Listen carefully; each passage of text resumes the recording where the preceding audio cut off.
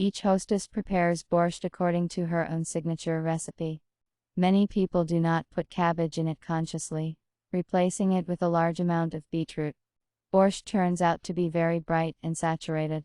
The first thing you need to do is prepare the broth. For him, it is necessary to use meat with a bone. Pork loin will do. Wash the meat, clean it, put it in a saucepan, and pour cold water, about 1.6 liters. Bring to a boil and cook.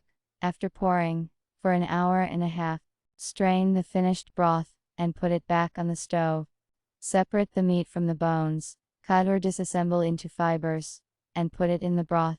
Peel the potatoes, and wash them under running water. Then cut it into small cubes.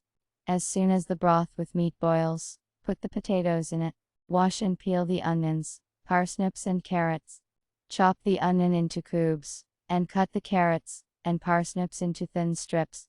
Pass the vegetables in a frying pan, pouring into it half of the total amount of grapeseed oil. Add the vegetables to the broth. In a separate frying pan, heat the rest of the grapeseed oil. Wash, peel and cut the beets into strips. Pass it in oil in a frying pan, then add the tomato and a glass of water.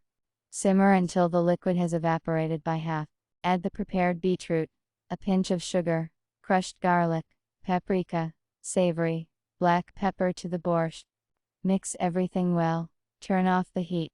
Let the borscht brew, and serve it with sour cream and herbs.